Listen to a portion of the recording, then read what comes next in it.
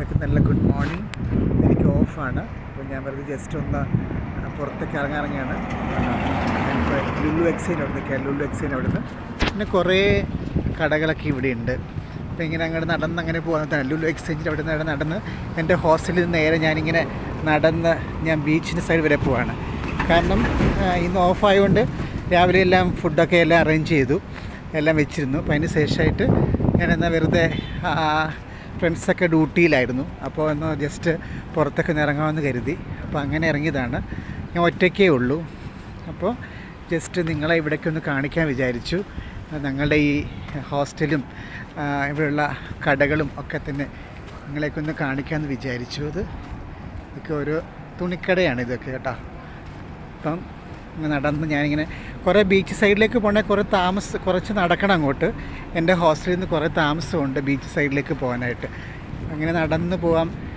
അപ്പോൾ നിങ്ങളെല്ലാം ഇവിടുത്തെ കാഴ്ചകളൊക്കെ കാണിക്കാം. ലുലു എക്സ്ചേഞ്ച് ഉണ്ട്, പൈസ മാറുന്ന ലുലു നമ്മൾ ക്യാഷ് ഇത് ചെയ്യുന്ന ലുലു എക്സ്ചേഞ്ച് ഉണ്ട്. ലുലു എക്സ്ചേഞ്ച് ഉണ്ട്, നമ്മൾ ക്യാഷൊക്കെ നമ്മളിങ്ങനെ വിളിക്കുന്ന ലുലു എക്സ്ചേഞ്ച് ഉണ്ട്. പിന്നെ വണ്ടികളൊക്കെ വണ്ടികൾ എപ്പോഴും വന്നുകൊണ്ടേയിരിക്കും ഇവിടെ. അല്ല സാധാരണ നമ്മളങ്ങനെ തിരക്കില്ല സ്ഥലമല്ല, നല്ല തിരക്കാണ് ഇവിടെയൊക്കെ.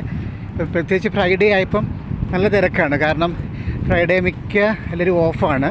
ഇവിടെ ഫ്രൈഡേ ഓഫായതുകൊണ്ട് മിക്ക പേരും ഓഫാണ്. ഭയങ്കര തിരക്കാണ് ഇവിടെ. തൊട്ടടുത്തൊരു ബംഗാളി മാർക്കറ്റുണ്ട്. ഇഷ്ടം അവർ വെജിറ്റബിൾ സാധനങ്ങളൊക്കെ ഈ കുറഞ്ഞ വിലയ്ക്ക് കിട്ടുന്ന ഒരു സ്ഥലമുണ്ട് ഇവിടെ. അതാണ് ബംഗാളി മാർക്കറ്റ്.